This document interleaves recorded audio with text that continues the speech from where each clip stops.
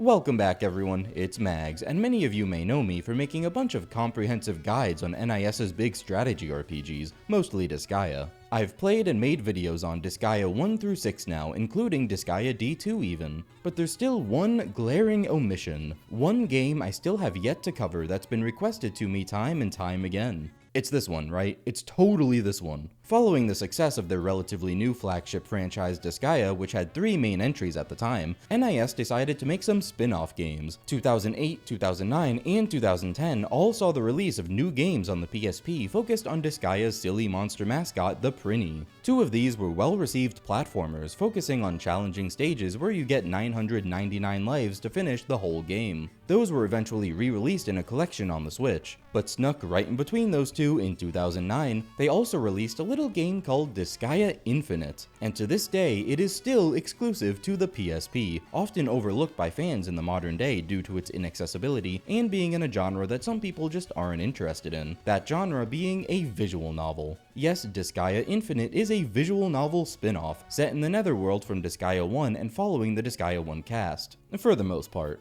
Since this was released after Disgaea 3, and therefore also after many of NIS's other strategy RPGs, there are plenty of cameos, references, and appearances from other titles as well. So how is Disgaea Infinite? Does it really deserve to be trapped in PSP hell? Well, also technically it's also on the Vita, since the Vita allows you to download a lot of PSP games digitally on the store, and that's how I played it. See, I did find another use for that capture card I got for producing perfection. Let me start off by saying that no matter what you think of Infinite as a whole, this is a quality visual novel, just purely based on the sheer love and care and effort they clearly put into this game. For one, it's fully dubbed. I played with the English voices, and the voice acting is top-notch.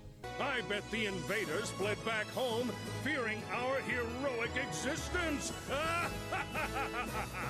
Also, they animate all the character portraits more, similarly to how they added frames of animation to all the poses in Disgaea 4. They did the same thing with all the older portraits in Infinite. There are a handful of environments you see in the game, and every single one of them is viewable in an entire 360 degrees of rotation. One of the main mechanics of this game, which we'll get to, involves seeing the perspectives of other characters, so the entire camera shifts as if you're truly seeing what the character is seeing, different background and all. You can even move the camera a little bit to the sides on demand anytime you want to see more. Since the main Disgaea games are isometric, it's super cool to see those familiar locations from this more grounded perspective, and in full rotation at that. They really gave it their all here. The story of the game follows an unnamed Prinny. This Prinny, while cleaning Laharl's room, happens to find a little trinket that looks like a pocket watch on the ground. Not too long after, a huge explosion goes off in Laharl's room. He thinks someone tried to assassinate him, and having ruled out all the major characters present at the time as suspects, concludes that it must have been the Prinnies. No Prinny claims responsibility for the incident, so as punishment, Laharl punishes all of them with the very worst thing he can think of, what all Prinnies fear the most. What's the worst thing that could happen to you guys? It's getting your salary cut!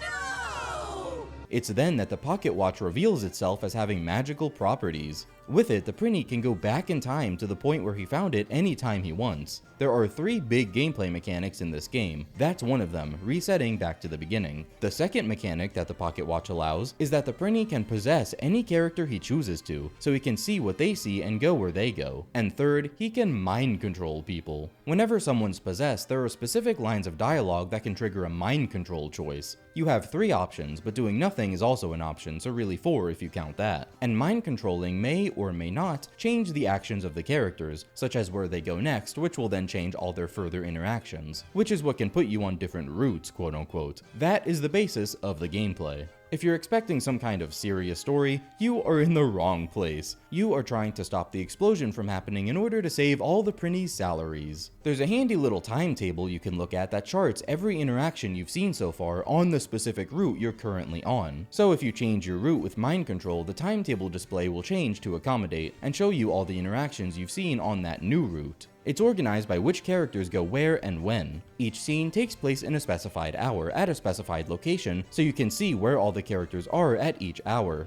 These gameplay mechanics honestly make me want to say that even if you don't like visual novels in general, this might still be worth checking out, because the sheer amount of branching paths and decisions make you still feel like you're constantly in control. The entire game takes place within a small number of hours, with each hour being a relatively short scene. At first, you're going from hour 7, your restart point, to hour 15 when the explosion goes off. Then there's an entire second half of the game where your new restart hour is hour 13, with a whole host of new routes and sets of scenes to explore. In every scene, you have to be mindful of who you're possessing, because you're going to be following that character out of the scene when it ends. So every scene with new characters is functionally its own set of branch-off points, depending on who you're possessing, which leads to a lot to discover very quickly. It can honestly feel overwhelming at times, but the relatively small scope still makes the story easy to follow even with all the branching paths. Even more so when you realize that even if you're not actively changing anything with mind control, the same exact events play out everywhere by default, regardless of if you're actually present in those scenes or not, so you can predict where everyone is going to be at a given time. For example, the game starts with the Prinny's body in Laharl's room along with Laharl himself.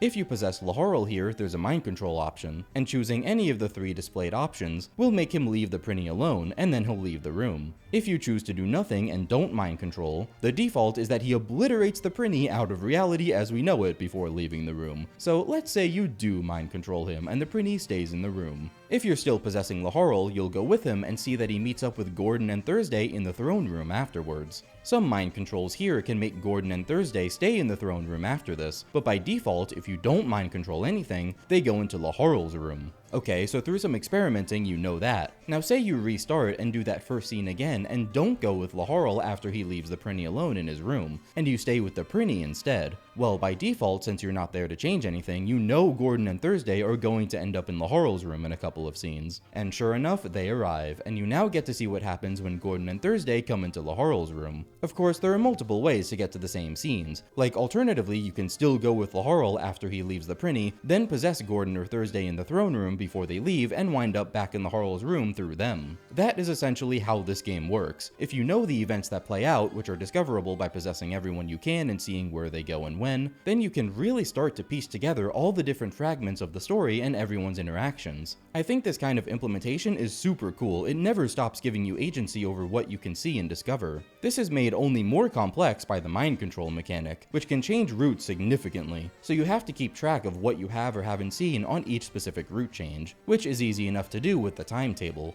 If you see that a certain character's path just stops without continuing on to another room afterwards, you probably haven't possessed them there to see where they go after that. Unfortunately, you can't see the timetable for a route until you're on that route, and you must go all the way back to the beginning when you want to go back in time. You can't pick and choose certain scenes, so you have to remember all the decisions you made that led up to that route and retread them before you can look at it again and explore it more. Mind control is sneaky. In every instance, it's only applicable on one line of dialogue, and you must be possessing the character before that dialogue comes up. If you switch to them when it's already on screen, you won't mind control them. After you've discovered a mind control, it is forever marked on that scene in the timetable in the form of a flag, so you know there's a mind control there. Since you don't know until you encounter it, you have to possess every character in every scene to really cover your bases. Not only that, but there can be multiple mind controls in a single scene, and the flag does not designate that. You just see the one flag, so you just kinda have to remember or keep experimenting to see if that's the case or not. In most, if not all, cases where that happens, the second mind control is only available on a different character in that scene after you choose a specific option in the first mind control. There are at the very least 2 instances of this. For example, one is in a specific route on hour 21. If you mind control Laharl and choose I approve, only then will Flan have a mind control of her own shortly after, so you have to switch to her right away to access that. And that's kind of the point where I look at this game and go,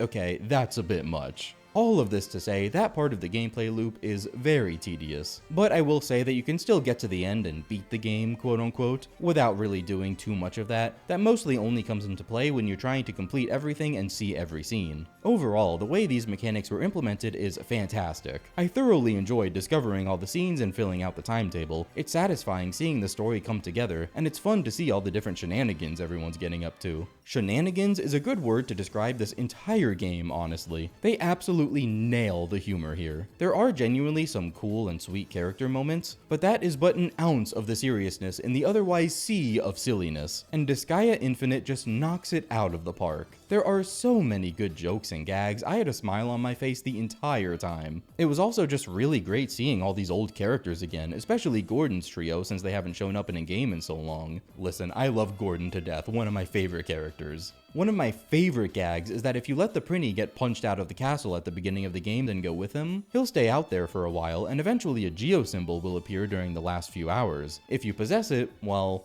this happens. Huh? Is that Master Etna? Oh, this is too much work. I'm getting pissed. I'll crush this geo symbol to let off steam. What? Dude! The geo symbol was easily crushed. Huh? The colors changed from red to blue?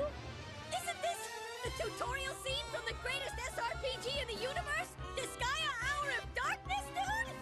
The game is chock full of jokes like this, some just as meta, and it makes for such a fun experience. There's also a database entry for geosymbols that you get from the scene, and it explains in painstaking detail exactly how geosymbols work in Disgaea, before going, wait, that's not helpful at all for this game. Like, if you want classic Disgaea humor, Infinite delivers in spades. It just gushes out of every corner of this game. You can really tell how much fun the writers were having. If that wasn't enough, I haven't even brought up what might be the real main attraction for a lot of people, and that's the fact that this game plays around with the old sprite art assets of the main games all the time. Every single mind control option, and I mean every one of them, 3 options for every mind control instance, brings up a unique scene where they go ballistic with them. They're all full of charm and just serve to be as over the top as humanly possible. If you liked the in-engine cutscenes from the main games or the insanity of special skill animations, this is just more of that dialed up to 11. There is so much of it to see here. They also, naturally, try to cram in as many Easter eggs and cameos as possible in these. Oddly enough, one of the main ones I noticed were repeated appearances of Toro Inoue, the main character of Dokodemo Isio, who's recognized as one of Sony's unofficial main mascots by fans over in Japan.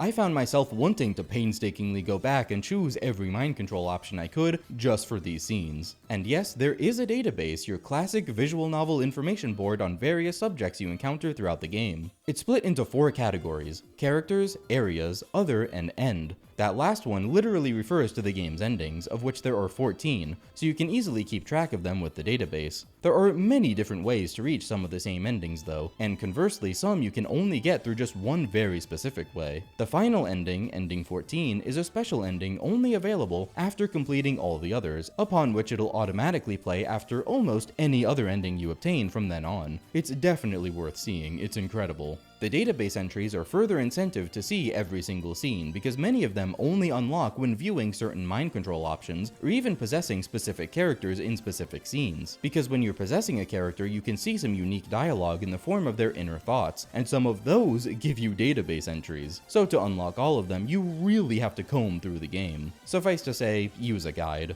Just as a testament to how much care was put into this game, even the database entries were a highlight for me. There are a lot of them, and most are either shockingly detailed, just plain funny, or both. The aforementioned geosymbol entry, for instance, goes into actual lore about the demon's interpretation of the symbols and their colors, each representing a natural element that they believe to make up the universe. And then for icing on the cake, it turns out to be a Dragon Ball parody. Stuff like that just constantly comes out of nowhere. Pocket watches are more popular than wristwatches in the netherworld despite the lower convenience because of their fashion sense. There's a whole list of rules about when and how Prinnies can use the word dude. Gordon really likes a place called Pizza Shack, and their teriyaki pizza is his favorite food. He's also deathly afraid of cockroaches, so of course there's an entire entry about how awful cockroaches are. You can read all about the different islands of Revoir from Phantom Brave. They're great about referencing even the more obscure things from the main Disgaea games, like there being an entry about Mao's love of experimenting, and for their example they reference him visiting Veldheim and talking about his Item World Mystery Room appearance in Disgaea 2 re-releases.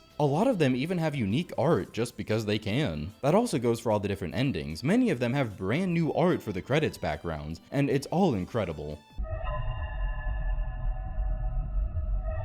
If there was ever a game that was made to just make Disgaea fans point at the screen and go, look, It's the thing! From the thing! It's this one, 100%. I keep saying it, but I'm astonished at the level of detail and care that went into every single aspect of Infinite. I went into this game just thinking it would be a fun little romp, but I did not expect to fall in love with it as much as I did. I basically have nothing but good things to say about it, and it's a real shame that it became as overlooked as it is. I really think if they ported it to modern platforms, Disgaea fans would go crazy for it. People yearn for the old style of humor and writing, and this game is a hyper-concentrated serving of exactly that. As a huge Disgaea fan myself, obviously, I was smiling like an idiot the whole way through, so if you do happen to have the means to play this game, definitely consider checking it out. And if you're interested in seeing me cover more NIS games, that's like half of what I do on the channel, so consider liking, commenting, subscribing, all that good YouTube stuff. I've been Mags, and I'll see you in the next one. Peace.